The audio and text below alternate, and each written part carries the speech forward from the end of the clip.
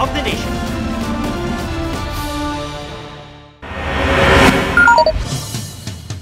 Close traffic tayo dito. Nadaganan ng wing van ng isang SUV sa Diadi, Nueva Vizcaya. Ayon sa pulisya, nawala ng preno ang truck habang bumabiyahe. Sinadya raw na ibangga ng driver sa buhanginan sa gilid ng kalsada ang truck. Pero tumagalid ito kaya tinamaan at nadaganan ang paparating na SUV. Kadamay rin ang isa pang truck. Ligtas naman ang lahat ng sakay ng truck at SUV. Aabot sa 87,000 na residente sa paligid ng Bulkang Canlaon ang pinalilikas matapos itong pumutok kaninang hapon. Mula sa La Castellana, Negros Occidental, may live report si Eileen Pedroso ng GMA Regional TV. Eileen.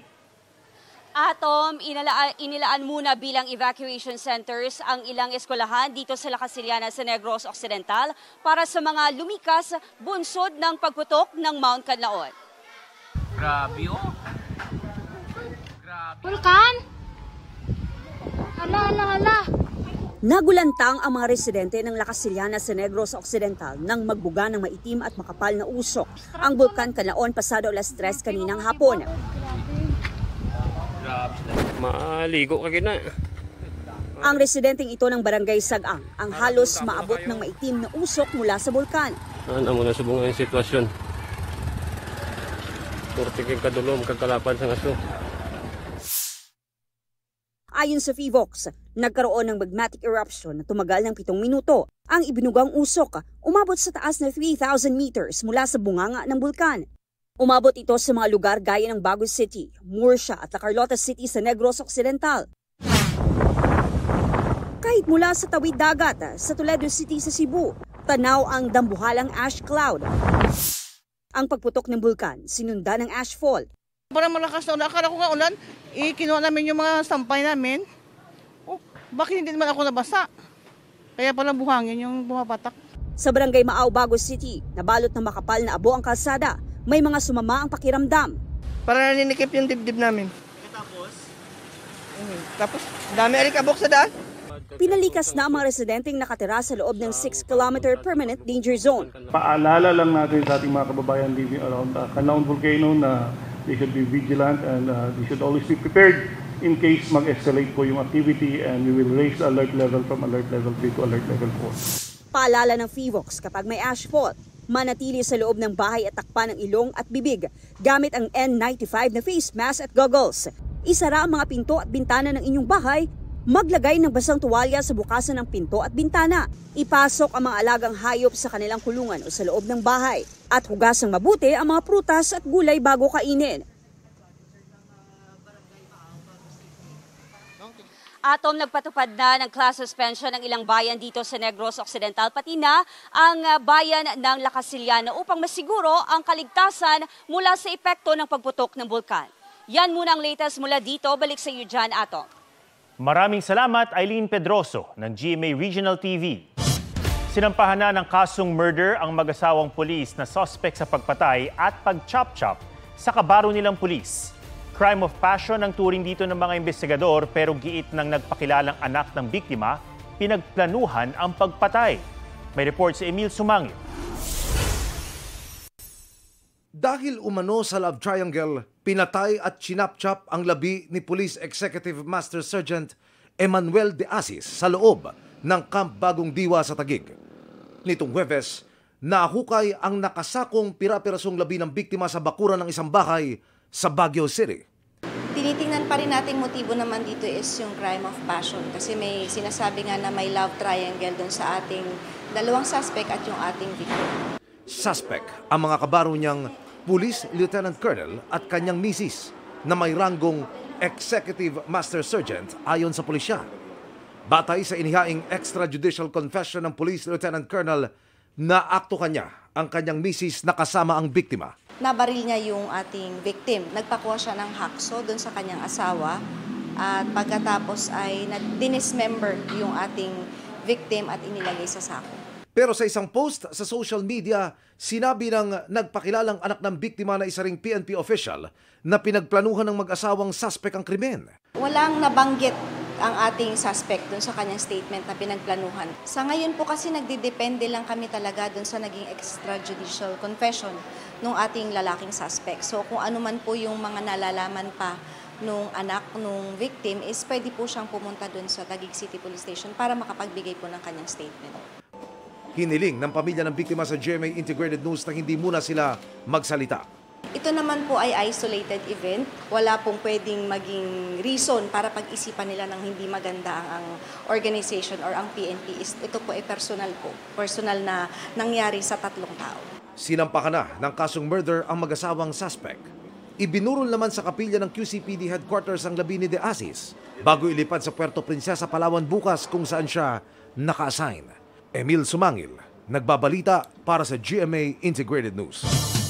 Nadiskubring walang record ng kapanganakan ng mahigit 400 pangalan na nakapirma sa mga resibo ng confidential funds ng Department of Education. May report si Jonathan Andal.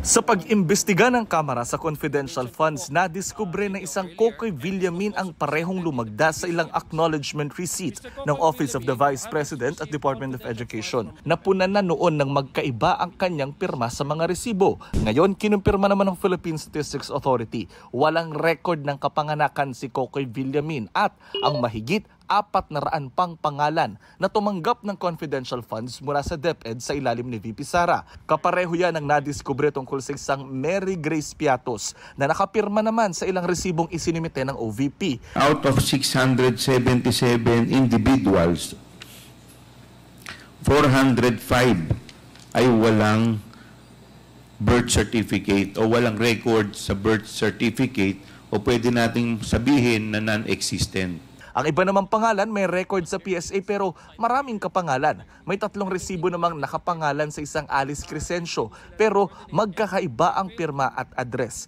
Meron ding magkaiba ang pangalan pero pareho ang pirma. Medyo kalukuhan na po ito. Itong mga taga-pirma o tagagawa nitong mga ARs na ito ay hindi coordinated. And because of this, Mr. Chair, I believe that this receipt was again merely fabricated. Aabot sa 612.5 million pesos na confidential funds ng OVP at DepEd ang hinahanap ng mga mambabatas kung saan ginastos. Nilista ng mga kongresista ang mga nakita nila na pwedeng ikaso sa mga sangkot, kabilang dyan ang plunder o pandarambong. Sa ngayon, makaraan ng 8 pagdinig, tinatapos na muna ng komite ang investigasyon nila sa confidential funds ni VP Sara. Ito'y para bigyang daan muna ang impeachment laban sa bise na confidential funds din ang tinutumbok. Pero kinwestiyon yan ni Congresswoman Franz Castro dahil hindi pa napapatawag ang 2 military colonel na pinagbigyan di umano ng confidential funds ni VP Sara. Nagsalita na rin po yung AFP na nagkakaroon na rin po sila ng internal investigation. Wala rin po akong tiwala na magkakaroon ng partial investigation patungo doon dahil alam naman natin, tauhan nila yung involved. Sinusubukan pa ng GMA Integrated News na makuha ang panig ng BC at ng AFP tungkol dyan. Dati nang iginiit ni VP Sara, walang misuse ng confidential funds at hinahanapan lang siya ng butas para maireklamo ng impeachment. 2 ng impeachment complaint ang nahihain laban sa kanya. I welcome that finally na-file na yung impeachment case na sinasabi nilang i-file nila since last year pa. Okay din yung impeachment case dahil ako lang yung ang tinitira lang, hindi nakasali yung mga kasamahan ko sa Office of the Vice President and yung mga dati kong kasama sa Department of Education. Jonathan Andal, nagbabalita para sa GMA Integrated News. Mahigit 10 bilyong piso ang nagastos na confidential and intelligence funds ng gobyerno noong 2023. Base sa datos ng COA, pinakamalaki ito sa kasaysayan. Mahigit 4.4 billion pesos ang confidential expenses habang mahigit 6 billion pesos ang intelligence expenses. Pinakamalaki ang confidential expenses ng Office of the President. Meron ding ginastos ng confidential funds ang Office of the Vice President, Office of the Secretary ng Department of Justice, Department of National Defense at DILG. Ang confidential expense ay para sa surveillance activities o paniniktik ng mga ahensya ng gobyerno para suportahan ang mandato nito.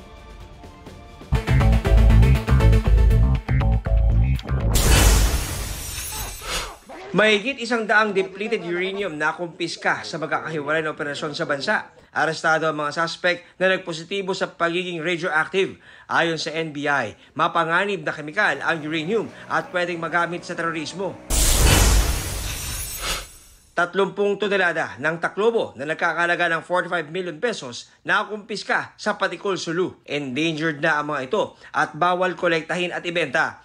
Tinutugis pa ang mga suspect. Mga member ng media makakatanggap ng medical discount sa Chinese General Hospital and Medical Center, kabilang sa laboratory service at room rates. Paraan daw ito ng naturang ospital para bigyang halaga ang serbisyong ibinibigay ng mga taga-media. John Consulta, nagbabalita para sa GMA Integrated News. 16 days to go bago magpasko. Sa Amerika, daan-daan nag-Di Santa at nag-ski. Pero hindi lang yan basta trip, kundi for a cause. Nakalikom sila ng mahigit ₱250 milyong para sa kanilang beneficiary. Sa Vatican City, pinailawan na ang Christmas tree at ang nativity scene sa St. Peter's Square. Galing pa ng Northern Italy ang 29-meter Christmas tree. Tambok naman sa nativity scene ang kubong gawa sa tambok. Tinagaan ang kanyang kainuman ng isang lalaki sa Antipolo City. Tuldak! Wag! Nakunan ng video ang habulan ng biktima at suspect na parehong may itak. Natagaan ka ng pisngi ng biktima habang mabilis na tumakas ang suspect. Ayon sa biktima, pinagbintangan siya ng kainuman na kumuha ng wallet nito. Patuloy na pinaghahanap ang suspect na sasampa ng reklamong frustrated homicide ng pulisya.